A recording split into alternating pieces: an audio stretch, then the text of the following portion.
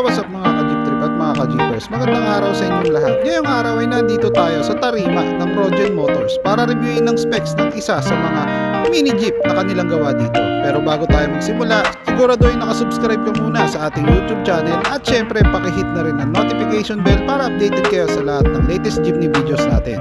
Kaya tara, samahan nyo ako reviewin ng specs ng Bonsoy Jeepney kung tawagin ng Rogen Motors. Okay, kasama natin ngayon si Boss Apollo. Siya yung owner na itong maliit na jeep. Ayan, mini jeep na gawa ng Rogen, sir, no?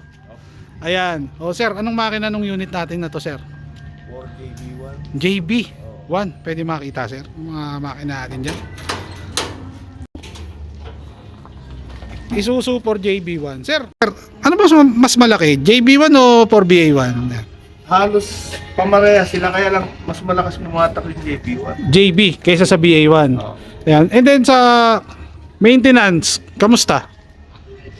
Okay naman sa maintenance. Parang din 240 ang ano niya. Ang maintenance. Sa diesel consumption, sa tingin mo, ano mas malakas kumonsumo? Si JB o si BA? Mas malakas si BA1 sa konsumo ng diesel. So, kumbaga mas tipid si JB talaga. Ayan. So, na-testing naman natin kung ilang kilometers per liter, sir? Parang hindi ko na ano, Hindi mo nasusukat. No? kasi Hindi mo. pag nagtatagaytay kami, parang 5 kilometers yung mula rito Alfonso to Tagaytay, parang gano'n. Yun. Eh, ang nakukonsumo lang niya minsan isa lang litro, minsan wala pa eh. Wala pa 1 litro, no? Depende sa takbo. Saka depende sa apak. Yun. Yun. Ang preno na gamit natin dito, sir? Booster lang. Booster. Hydrovac. Hindi, yung booster na maliit lang. Maliit lang. Oo, hindi sa deeper. Ayan. So ito yung kanilang makina mga boss, napaka-solid oh. Ayan. And then ito yung air filter, syempre. Ito sir, yung takip Shroud nung lang ng radiator. shroud lang ng LEC. Okay. So meron din siya mga kabayo, syempre, ayan oh. 5 ang kanyang kabayo, isa nakadamba. Sir, ito is gawa nyo po. Gawa dito sa Rogen sa Utol ko. Ayun. So kapatid nyo po, yung owner ng Rogen Motors. Magkano po inabot ito dito sir, way back? Way back, bali yung kahan niya, inabot ng kulang-kulang ng 200,000. 200k. Wala pa yung pangilalim at makina. So pure kaha lang and chassis lang. Hmm. Yun lang siya. So ilang seater pala to? Depende sa size. Ayan. Sa medyo mataba, baka mga dalawat kalahati. Dalawat kalahati lang, no? Ayan. So pag nakita nyo mga boss, napakaliit na ito. Ayan, no? Ayan. So then ito yung kanilang fender. Solid yan, no? Balit. Sa total capacity, 8. 8. Kasama driver. Ayan. Ito yun, no? Solid. Napaka-solid niya mga boss, oh. Ito yung kanilang interior. Whoop, whoop. Ayan. And then meron pa silang ano. Sir, itong mga ganitong dashboard, headboard, sir. Kasama na to ng pinagpagawa. Ay, tiyo, ibang ano yan. Iba ang gumawa. Iba. Ayan. O magkano naman inabot yung mga ganitong headboard, sir? Hindi kasi yan doon sa lumang jeep naming isa. Kinabit lang dito. Kinabit lang dyan. Kumbaga i-finit lang siya. Sinakto lang. Piniturahan lang kasi medyo luma na eh. Ayan. May sound system ba tayo dito, sir? Meron, ano lang, Pioneer lang na D12. D12. Simple lang yung Ang nag-setup, si Mr. Marlon. Boss Marlon Pilar. Boss Marlon. Ayan, syempre, matik. Ito, Boss Marlon Pilar. Ayan. Dali, ayan. So, meron siya nito, ayan. Spoiled din syempre. Ito, Corona, tawag dito, sir, no? Sa mga Cavite jeepney is laging may ganito. Yung mga 90s, no? Ayan. And then, syempre, sir, yung gulong natin, ito. Pangkotse to. Sa ano yung Toyota Celica, ang rim. Pang Toyota Celica to, yung rim niya. And then yung goma is 14, 175/65 by 14. Sir, kamusta naman to? Hindi naman takaw flat or ano? Hindi naman kasi Takaw wiggle ganun. tubeless kasi siya eh. Tubeless. Ayan. And then ayun, kabilaan yan, dalawa. Ayan.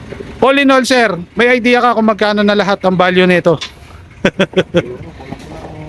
Umigit kulang-kulang. Hindi ko sure. Hindi na sure. Pero May nasa 300 na sa tingin mo? makalampas. Lagpas pa. Ayan. Okay.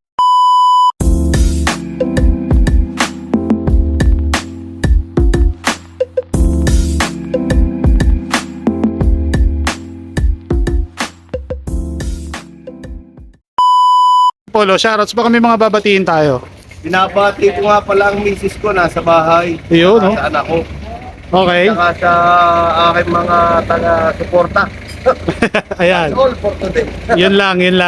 And then, sir, ano pala may papayo natin sa mga aspirants na gusto mag-build ng ganitong ka-cute na jeepney?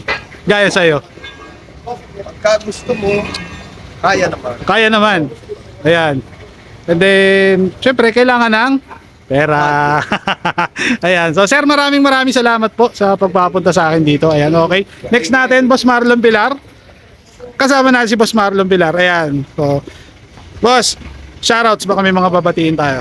Shoutout syempre sa ka-team ko, yung mga team My Audio, yung mga setup natin. Tapos shoutout syempre sa King of the Road, tapos sa Iconic, tapos Okay. kumbaga sa lahat ng group ng jeepney, yun, mabuhay tayong lahat. Ayan. So, si Boss Marlon ay nagsisetup ng audio. Ayan.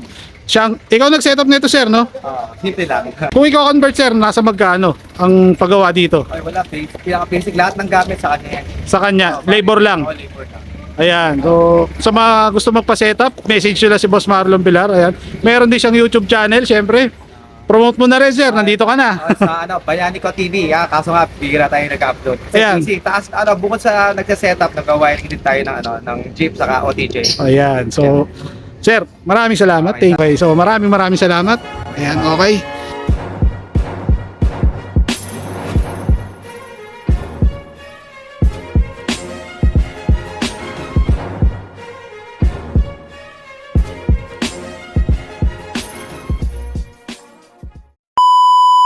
Yo, what's up mga ka-jeep trip at mga ka-jeepers? Maraming salamat nga pala sa lahat ng mga bumili at tumangkilik sa ating unang labas ng ka-jeep trip Jeepney Pinas Clothing.